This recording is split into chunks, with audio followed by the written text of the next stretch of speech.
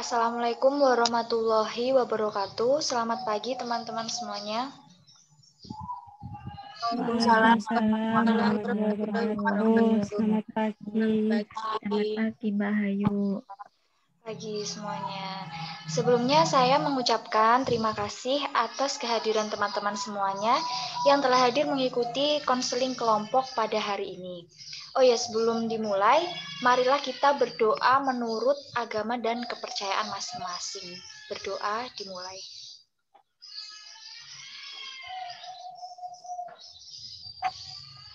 Amin. Doa dapat diakhiri. Bagaimana kabar kalian semua? Apakah puasanya lancar? Alhamdulillah. Alhamdulillah baik. Kabar Puasa saya juga baik. lancar. Alhamdulillah Puasa ya, kami lancar juga semua puasanya. Oh ya, karena saya baru pertama kali nih melakukan konseling kelompok dengan kalian, ada baiknya jika perlu untuk saling mengenal. Ada pepatah bilang, tak kenal maka tak Sayang. benar. Baik, saya akan perkenalkan diri saya terlebih dahulu. Nama saya Yudela Nikmala, biasa dipanggil Hayu. Nah, di sini saya sebagai pemimpin kelompok.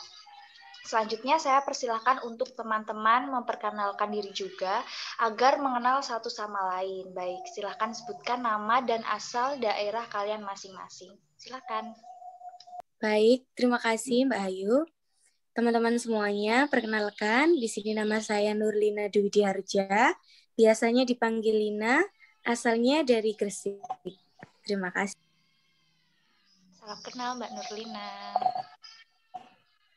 Baik, perkenalkan nama saya Anita, asal Surabaya, biasa dipanggil Nita. Terima kasih. Ya Mbak Anita, sama-sama. Perkenalkan, nama saya Safinatul Ilmiah. Saya berasal dari Gresik. Terima kasih.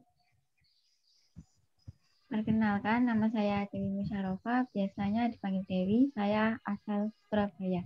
Terima kasih. Oke, baik. Salam kenal untuk semuanya ya. Oh ya, apakah teman-teman di sini sudah pernah mengikuti kegiatan konseling kelompok? Kalau saya sudah pernah, Mbak. Saya sih pribadi udah pernah. Kalau saya sendiri sudah Saya pernah, sendiri Mbak. Oke, jadi di sini semuanya sudah pernah mengikuti konseling kelompok ya. Iya. Iya, Mbak Ayu. Sudah, Mbak. Ya. Ya, baik, saya ulas kembali. Jadi konseling kelompok adalah proses bantuan oleh seorang ahli, yakni seorang konselor kepada seorang konseli dengan memanfaatkan dinamika kelompok yang bertujuan untuk memecahkan suatu permasalahan dalam kelompok. Nah, di mana dalam kegiatan ini untuk membahas bersama-sama mengenai topik yang telah ditentukan, yakni menurunkan frekuensi kecemasan dan ketakutan pada suatu hal tertentu. Nah, selain itu, dengan adanya kegiatan ini, saya berharap agar kita bisa lebih memahami diri sendiri dan orang lain ya. Dengan pemahaman diri yang baik, diharapkan kita dapat mengatasi setiap permasalahan yang muncul. Dalam kegiatan konseling kelompok ini, kita akan berlatih juga untuk mengeluarkan pendapat, mengajukan saran, dan berusaha untuk dapat menerima dan menanggapi keadaan anggota kelompok yang lain. Seperti itu. Nah, untuk mewujudkan semua tujuan tersebut, saya berharap teman-teman yang mengikuti konseling kelompok pada pagi hari ini mau terlibat aktif dalam kegiatan hari ini, serta mau terbuka dalam menyampaikan pendapatnya. Nah, bagaimana nih? Apakah teman-teman semua bersedia untuk mengikuti konseling kelompok pada hari ini? Baik, Mbak Hayu, saya Bersedia, Mbak. bersedia. Bersedia. Saya bersedia. Oke, nah jadi di dalam konseling kelompok ini kita menggunakan kelompok tertutup. Nah, di mana kelompok tertutup ini adalah kelompok yang tidak dapat menerima anggota baru selama konseling kelompok berlangsung. Untuk lama sesi konseling kelompok kita laksanakan selama 60 menit seperti itu. Nah, terus untuk anggota kelompok yang ingin menyampaikan pendapatnya sebaiknya menggunakan bahasa yang sopan dan tidak mengandung sara ataupun menyinggung anggota kelompok yang lain. Jika anggota kelompok melanggar kesepakatan, maka akan dikenai sanksi. Bagaimana teman-teman semuanya? Apakah sepakat? Mbak. Baik, Mbak. Saya sepakat, Mbak. Sepakat. Oke, baik. Semua sepakat ya. Oh ya, sebelumnya saya hanya mengingatkan kembali nih bahwa konseling kelompok adalah proses bantuan oleh seorang ahli yaitu konselor kepada seorang konseli dengan memanfaatkan dinamika kelompok yang bertujuan untuk memecahkan suatu permasalahan dalam kelompok. Tadi telah disepakati bahwa masing-masing anggota diminta menyampaikan permasalahan berdasarkan topik dan nanti saya akan memilih satu untuk dijadikan fokus permasalahan dari anggota kelompok yang diselesaikan dan kita akan membahas secara bersama-sama apakah anggota kelompok mau untuk melanjutkan tahap ke selanjutnya. Bagaimana teman-teman semuanya? Apakah sepakat? Mbak. Siap, sepakat, Mbak Ayu. Siap, Mbak. Ya, jadi anggota kelompok harus dapat terlibat aktif ya dalam tahap selanjutnya. Gimana? Baik, Mbak Ayu. Baik, Mbak Ayu. Baik, Mbak Hayu. Oke. Sudah siap mulai kegiatan lebih lanjut? Siap. Siap-siap. Jika ada yang kurang paham atau ada yang ingin ditanyakan, saya persilahkan. Kalau dari saya sudah paham, Mbak Ayu. Saya sendiri juga udah paham, Mbak. Saya Saya juga sudah demikian, Mbak. Baik, langsung saja. Di sini apakah permasalahan yang kalian rasakan saat ini? Apakah yang dirasa saat ini? Silahkan masing-masing anggota mengemukakan permasalahan yang dialami. Silahkan. Oke, baik. Terima kasih atas kesempatannya, Mbak Hayu. Di sini saya, Nurlina Dwi Diarja, terlebih dahulu ingin mengungkapkan permasalahan yang sedang saya alami, di mana mengenai topik yang dibahas ini, saya memiliki masalah ketakutan pada saat mendengarkan suara gemuruh petir. Nah, jadi di sini Mbak, saya tuh kalau misalnya mendengarkan suara petir yang menggelegar, yang kenceng banget, saya tuh langsung kayak deg-degan gitu, deg-degan, terus takut, kadang gemetar. Nah, itu membuat saya jadi cemas, jadi gampang kaget. Kemudian pada saat mendengar suara petir yang kenceng banget bagi saya, itu membuat saya jadi otomatis mencari tempat berlindung sembari menutup kedua telinga saya. Biasanya seperti itu, Mbak. Ya, baik. Terima kasih Mbak Nurlina sudah memaparkan permasalahan yang tengah dialami saat ini. Selanjutnya, anggota lain, silahkan. Untuk permasalahan yang saya alami itu, saya mengalami ketakutan yang berlebihan terhadap kecoa. Ketika saya melihat kecoa, saya spontan lari karena takut dan jijik. Seperti itu. Terima kasih.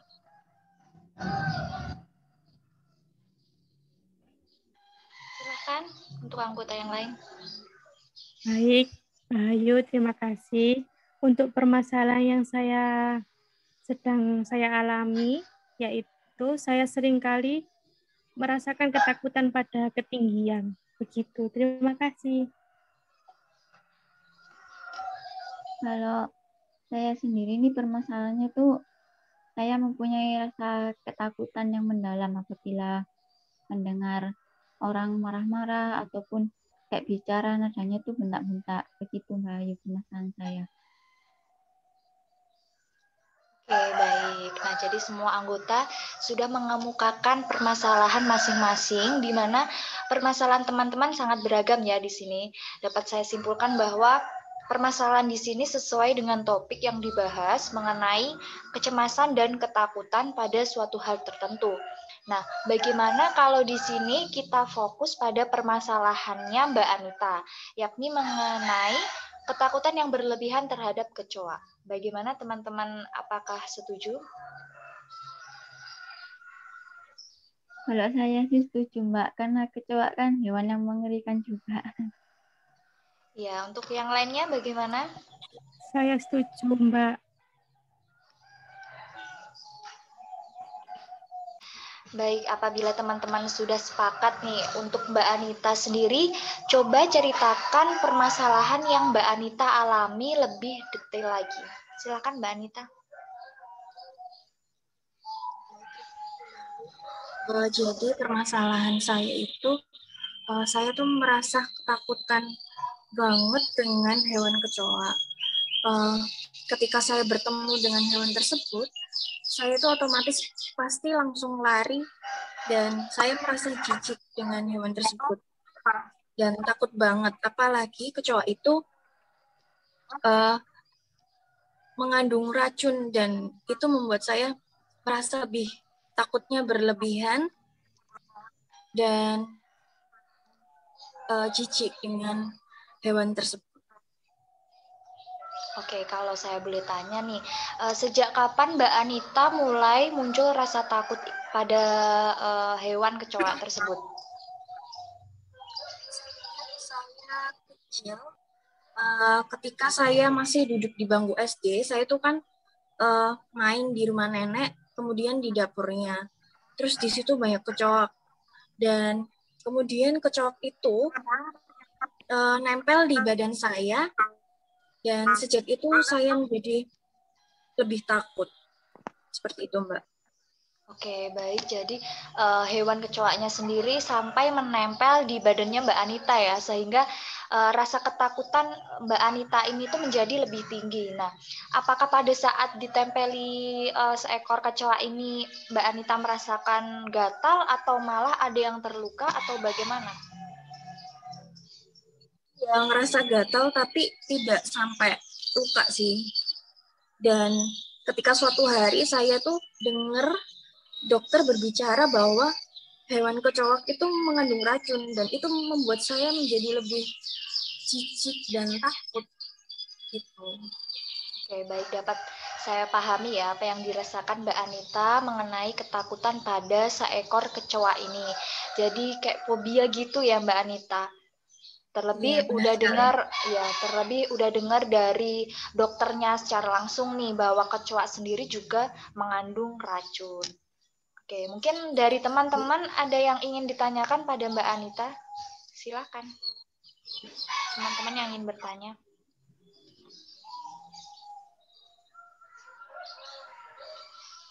Oh ya, saya Dewi mohon izin bertanya kepada Mbak Anita. Iya, silakan Mbak Dewi. Nah, menurut Mbak Anita nih, lebih serem mana kecoa yang berdiam diri di tempat atau kecoa yang tiba-tiba terbang gitu? Dua-duanya sih Mbak, karena saya kalau melihat dari jauh aja udah langsung spontan lari menghindar dari hewan itu. Oh, gitu ya. Terus saya mau bertanya lagi.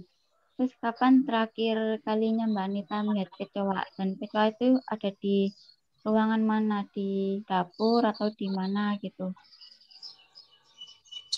Terakhir ketemu kecoa itu kemarin sih Mbak, karena uh, seringkali saya tuh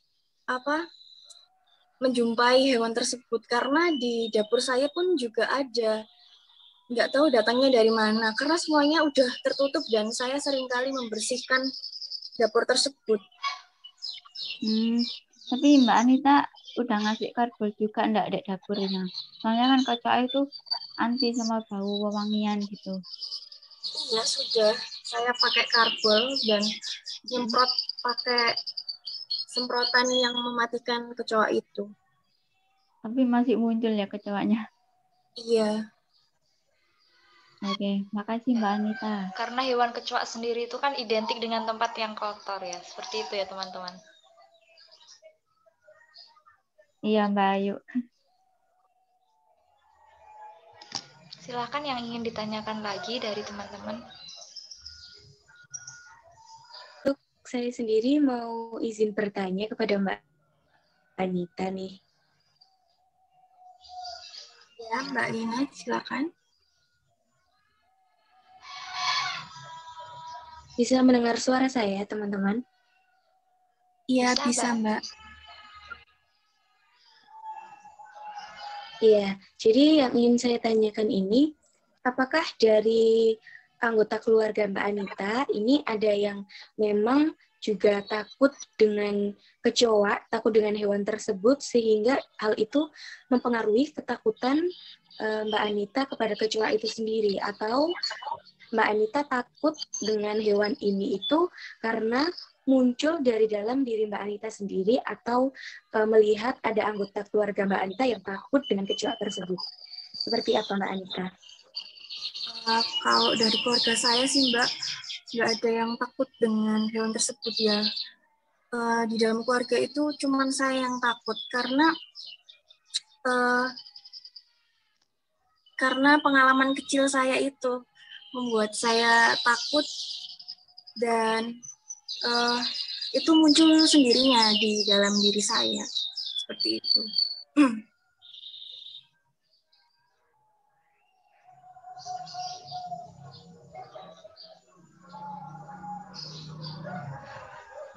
Gimana Mbak Lina, apakah mendengar suara saya? Iya, bisa mendengar. Jadi karena pengalaman yang masa kecil tadi ya, Bu SD itu. Iya, Mbak. Baik, ini Mbak Anita. Sama-sama. Saya juga mau nanya kepada Mbak Anita, apakah boleh? Ya, silakan Mbak Safina. Baik, terima kasih Mbak Anita atas kesempatannya yang diberikan. Apakah Mbak Anita pernah bertemu sama kecoa yang jumlahnya banyak sekali atau satu atau dua saja? Terima kasih. Sih Mbak Safina, karena saya sering sekali menjumpai mungkin karena kecoanya itu bertelur gitu ya. Jadi kadang pernah ketemu sekali dua kali, kadang bertemu banyak kan juga pernah. Gitu Mbak. Baik, terima kasih Mbak Anita atas jawabannya. Jadi seperti itu.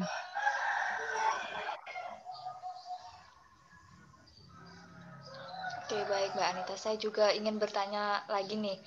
Nah, apakah keluarga atau teman-teman terdekat Mbak Anita itu mengetahui rasa ketakutan yang berlebih pada seekor kecoa ini? Mbak, karena saya kalau ada kecoa dimanapun berada itu meskipun di depan teman saya, di depan keluarga saya, pasti saya spontan langsung lari dan kaget langsung menghindarinya gitu. Ya.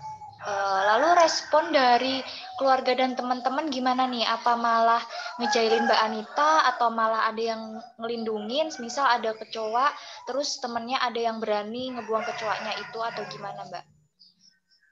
Kalau teman sih malah ngejailin ya Mbak. Tapi kalau keluarga sih ngelindungin langsung. Kayak saya misal takut gitu, langsung menghindar. Itu langsung sama keluarga saya dibuang gitu. Perasaan Mbak Anita nih sendiri pas dijailin teman-teman sama kecoanya itu gimana? Kesel ya Mbak pastinya. Dongkol kadang sampai nangis juga pernah saya. Terus apakah Mbak Anita sendiri udah mencoba tenang ketika ada seekor kecoa yang mendekat? Nggak bisa Mbak. Saya tuh kalau ketemu sama hewan itu pasti spontan lari dan menghindar gitu. Dan membuat detak jantung saya tuh nggak beraturan gitu. Oh, baik Mbak Anita. Jadi di sini sudah berusaha untuk menghindari situasi dan objek yang dapat memicu ketakutan tersebut ya, atau berusaha menghadapinya sambil menahan rasa takut dan cemas terhadap hewan kecoa ini. Dan respon yang diberikan bisa sangat berlebihan, seperti yang dikatakan Mbak Anita tadi, bahwa mengalami peningkatan detak jantung menjadi tidak beraturan, jadi deg-degan gitu ya Mbak Anita. Karena disebabkan adanya pengalaman negatif di masa kecil Mbak Anita.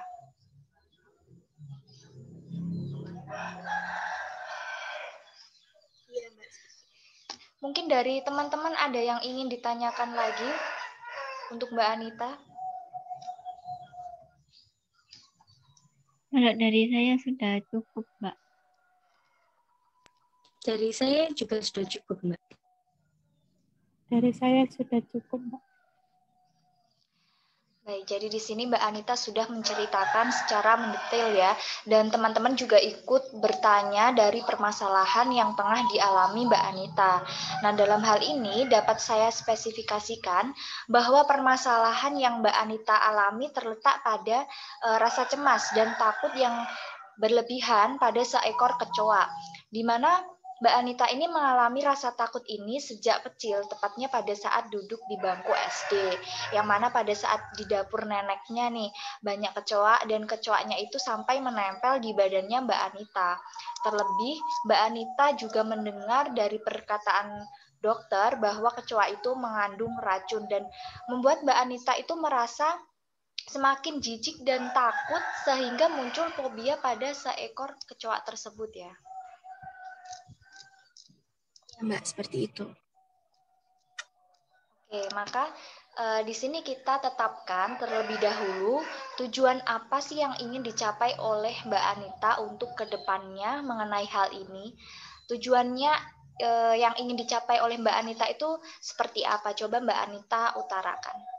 Silakan Mbak Anita.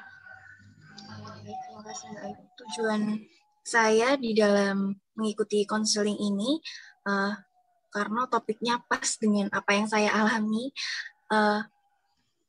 agar saya tidak takut lagi dengan fobia saya dengan hewan kecoa tersebut, dan kedepannya saya bisa lebih tenang dan bisa tidak takut lagi dengan melihat hewan tersebut. Seperti itu, Mbak. Ya, baik Mbak Anita sudah memaparkan tujuan yang ingin dicapai mengenai permasalahannya. Untuk menurut teman-teman nih, bagaimana pendapat kalian mengenai tujuan yang ingin dicapai Mbak Anita ini? Silakan teman-teman yang ingin berpendapat. Baik, terima kasih Mbak Ayu.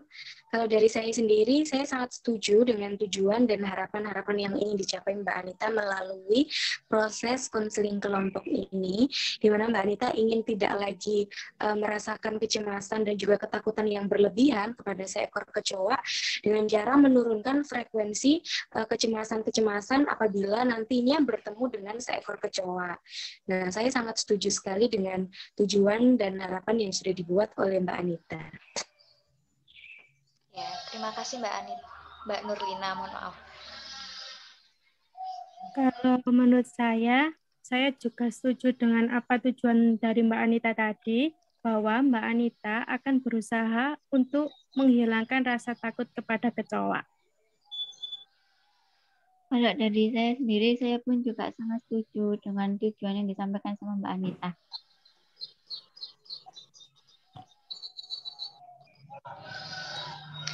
Baik, tujuan yang sudah dibuat di sini dapat saya spesifikasikan bahwasannya tujuannya adalah ingin menurunkan frekuensi kecemasan dan ketakutan pada seekor kecoa dan kedepannya bisa lebih tenang jika melihat seekor kecoa. Seperti itu ya Mbak Anita? Benar, seperti itu Mbak Ayu. Ya, jadi di sini Mbak Anita bisa untuk lebih fokus dalam meraih apa yang menjadi tujuan Mbak Anita untuk kedepannya, yakni mengurangi rasa takut yang berlebih pada seekor kecoa. Karena semua itu melewati proses dan tidak bisa langsung untuk tidak takut dengan suatu objek yang ditakuti Mbak Anita tersebut. Nah, dari tujuan-tujuan yang sudah ditetapkan dan sudah kita spesifikasikan, tujuan yang ingin dicapai Mbak Anita. Jadi dari permasalahan di sini, saya sebagai pemimpin kelompok memberitahukan kepada teman-teman anggota bahwa di sini kita menggunakan pengaplikasian teknik yang kita gunakan di sini adalah implementasi teknik desensitisasi sistematis. Nah, apakah teman-teman di sini tahu mengenai teknik desensitisasi sistematis? Kalau saya sendiri belum tahu, Mbak. Bagaimana ya Mbak teknik tersebut? Saya belum Saya pernah juga mendengar. tahu, Mbak. Saya juga belum tahu, Mbak, itu bagaimana ya? Oke, jadi di sini teman-teman banyak yang kurang tahu ya. Oke, saya jelaskan. Jadi desensitisasi sistematis ini adalah teknik yang dilakukan dengan memaparkan situasi dan objek yang ditakuti secara perlahan. Nah, teknik ini tuh bertujuan untuk mengurangi rasa takut yang dialami oleh Mbak Anita secara perlahan. Nah, di sini menurunkan rasa takut Mbak Anita ini pada suatu objek yang mana objeknya sendiri itu adalah seekor kecoa. Dalam teknik desensitisasi sistematis ini menggunakan kombinasi teknik relaksasi, di mana dalam teknik ini nantinya Mbak Anita akan merasa nyaman, rileks, santai, dan tenang. Seperti itu. Bagaimana teman-teman, apakah setuju jika menggunakan teknik tersebut? Sangat setuju, Mbak. Karena Baik, saya untuk sangat Anita. Saya setuju sendiri Mbak juga Ayu. setuju, Mbak Ayu. Ya, oke. Saya ingin bertanya sama Mbak Anita nih. Selanjutnya, sebelum memasuki teknik desensitisasi sistematis ini, saya ingin menanyakan, tempat apa sih yang disukai Mbak Anita sehingga Mbak Anita itu merasa tenang, merasa senang, dan nyaman berada di tempat itu?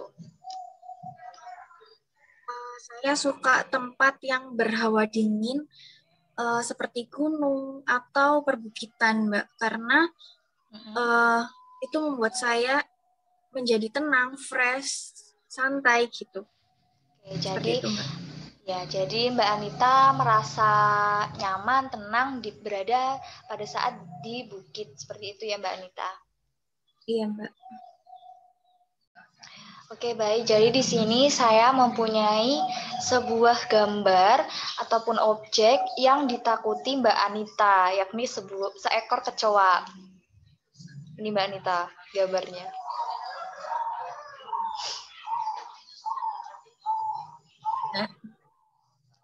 Nah, selanjutnya di sini Mbak Anita akan saya ajak untuk membuat skala kecemasan. Nah, berdasarkan gambar yang Mbak Anita lihat nih, terdapat skala 1 sampai skala 10, di mana skala 1 ini rasa ketakutan Mbak Anita itu rendah. Kemudian sedangkan skala yang 10 menunjukkan bahwa rasa ketakutan Mbak Anita itu tinggi. Nah, untuk sekarang ini, situasi dan rasa takut Mbak Anita itu terletak pada skala nomor berapa? 9 sih, Mbak. Oke, baik. Jadi skala 9 ya, di mana menunjukkan rasa takut Mbak Anita ini sangat tinggi juga dengan seekor kecoa. Iya, Mbak. Nah, oke. Selanjutnya, coba Mbak Anita jelaskan 3 situasi pada rasa ketakutan Mbak Anita yang pada seekor kecoa ini, dari yang terendah hingga yang tertinggi. Aja Mbak Anita. Yang pertama, melihat dari jauh, melihat dari dekat, kemudian nempel di badan saya. Oke, jadi ketiga situasi tersebut membuat rasa takut Mbak Anita ini pada kecoa semakin tinggi ya. Iya, Mbak. Baik, selanjutnya kita lakukan relaksasi terlebih dahulu ya Mbak Anita. Mbak Anita memejamkan mata dan ikuti instruksi saya. Nah, nantinya kalau Mbak Anita merasa nyaman, Mbak Anita bisa menganggukkan kepala. Namun jika Mbak Anita merasa tidak nyaman, Mbak Anita bisa mengangkat salah satu tangan Mbak Anita. Oke, kita mulai ya Mbak Anita. Mbak Anita pejamkan mata terlebih dahulu. Tarik nafas dalam-dalam selama 3 detik. Tahan. Keluarkan lewat mulut secara perlahan. Tarik nafas dalam-dalam selama 3 detik. Tahan. Keluarkan lewat mulut secara perlahan. Ulangi lagi Mbak Anita, tarik nafas dalam-dalam selama 3 detik. Tahan. Keluarkan lewat mulut secara perlahan. Semakin Mbak Anita menarik nafas, semakin Mbak Anita merasakan rileks, merasakan nyaman dan tenang. Kemudian Mbak Anita alihkan kepala Mbak Anita ke kanan.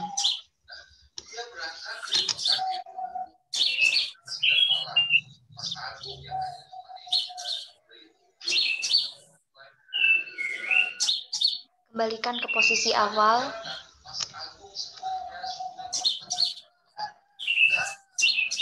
Alihkan kepala Mbak Anita ke sebelah kiri.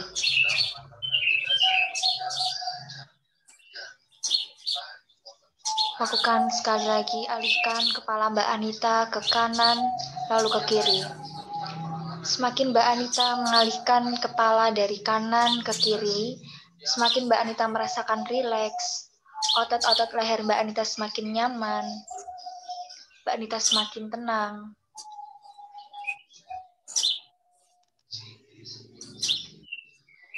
Baik, berhenti. Selanjutnya tarik nafas dalam-dalam, tahan, keluarkan lewat mulut secara perlahan. Tarik nafas dalam-dalam,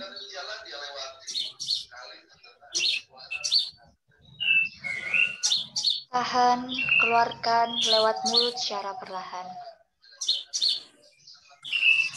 Bagaimana Mbak Anita? Apakah Mbak Anita sudah merasakan rileks? Jika Mbak Anita sudah merasakan rileks, dapat menganggukkan kepala. Baik.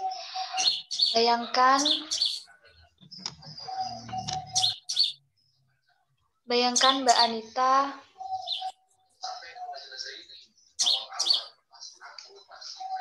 berada di sebuah perbukitan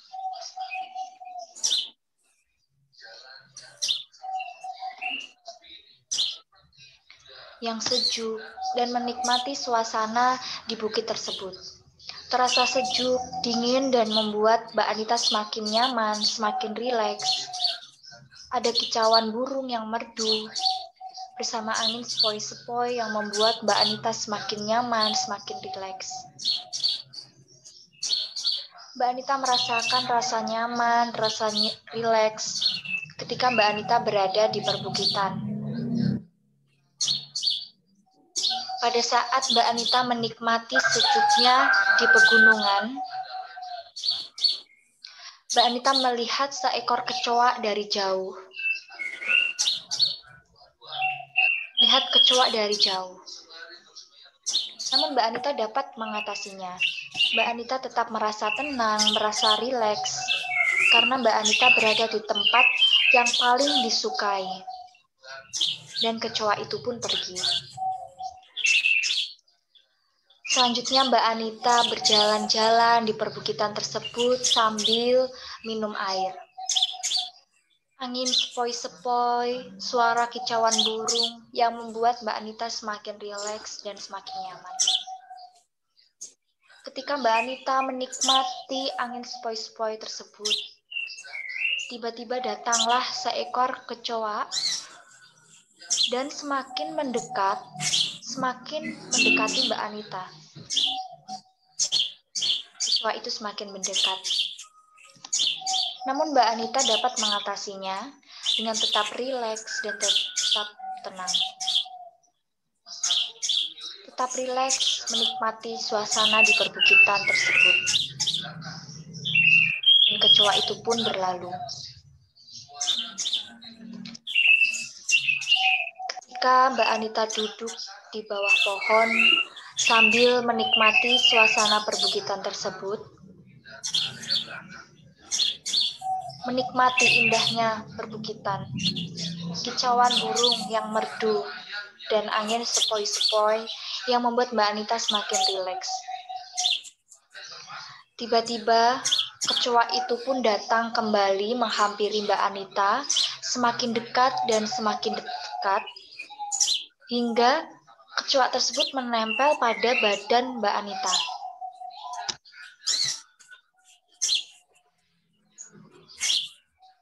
Mbak Anita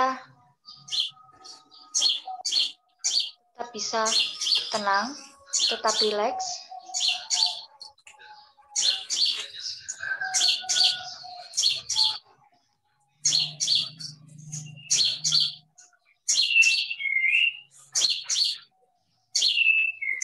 Mbak Anita tetap bisa mengatasinya dan mencoba untuk tenang ketika kecoa itu menempel di badan Mbak Anita.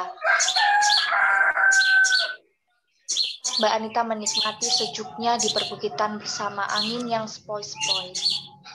Dan kecoa itu pun semakin jauh dan pergi. Sebentar lagi Mbak Anita akan kembali ke posisi awal, di mana berada di ruangan yang sangat hangat, tempat kamu sebelumnya. Tarik nafas dalam-dalam selama 3 detik. Tahan. Keluarkan lewat mulut secara perlahan.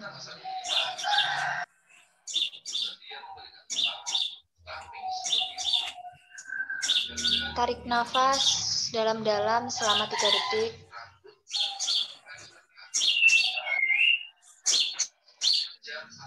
Tahan. Keluarkan lewat mulut secara perlahan.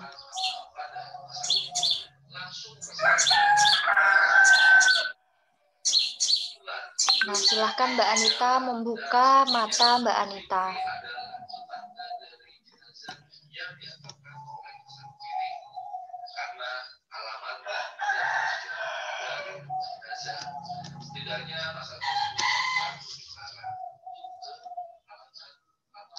Nah, bagaimana nih setelah Mbak Anita mengikuti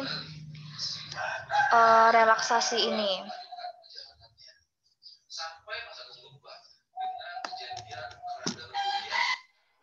Alhamdulillah saya menjadi lebih tenang, lebih tidak takut dibandingkan dari ketakutan saya yang sebelumnya. Nah, jadi di sini saya punya gambar kecoa lagi nih Mbak Anita. Setelah direlaksasi, Mbak Anita berada di skala nomor berapa? Nomor 6, Mbak. Oke.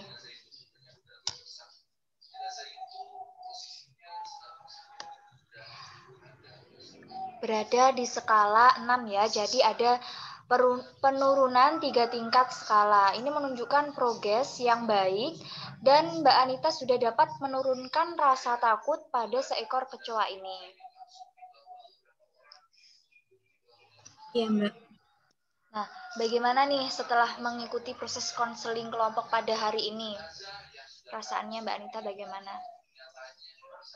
Alhamdulillah saya menjadi lebih tenang, fresh, dan lebih tidak takut lagi. Maksudnya skalanya lebih tidak takut dibandingkan Ya. Sudah ketakutan mengalami saya yang sebelumnya. tingkat penurunan dari angka 9 ke angka 6. Sudah sangat baik itu Mbak Anita. Alhamdulillah ya. Jadi gimana untuk teman-teman sendiri, untuk tanggapan kalian mengenai permasalahannya Mbak Anita ini? Baik, terima kasih Mbak Ayu. Di sini saya pribadi sangat senang sekali karena dapat mengetahui bahwa frekuensi dari tingkat kecemasan Mbak Anita ini dapat berkurang atau dapat menurun, karena ini sejalan juga dengan tujuan yang ingin dicapai Mbak Anita tadi, bahwasannya ingin menurunkan skala kecemasan pada diri Mbak Anita sendiri. Kemudian selain itu saya juga jadi tahu bagaimana penerapan teknik desensitisasi sistematis ini pada konseling kelompok kita hari ini. Untuk teman yang lain, silahkan memberikan tanggapan. Silahkan. Baik, terima kasih Mbak Hayu. Alhamdulillah sekali, saya juga ikut senang sekali Mbak Anita bisa mengurangi rasa ketakutan Mbak Anita dengan progres yang sangat cepat. Semangat Mbak Anita. Terima kasih. Kalau dari saya sendiri, saya juga terus senang. Rasa ketakutan Mbak Anita terhadap kecoa itu sudah berkurang. Dan Mbak Anita sudah lebih tenang melihat kecoa. Mantap.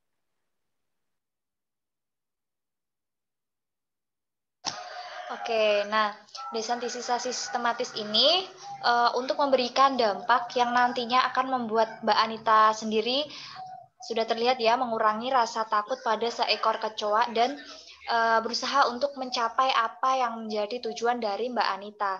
Nah, banyak dari teman-teman nih yang sudah sangat bagus dalam memberikan tanggapan mengenai permasalahan dari Mbak Anita.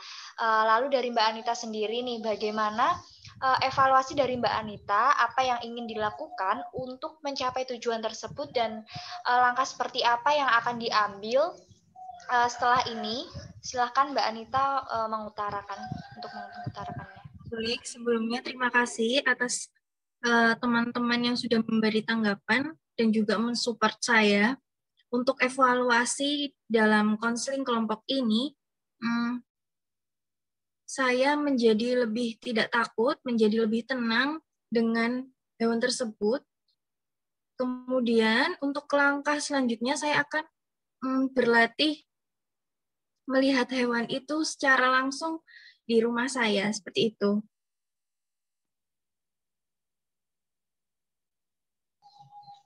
Oke, baik. Jadi pada teknik desensitisasi sistematis ini tidak hanya dilakukan satu kali pertemuan ya Mbak Anita, mungkin kita dapat menjadwalkan kembali untuk melihat perkembangan Mbak Anita sendiri, seperti itu.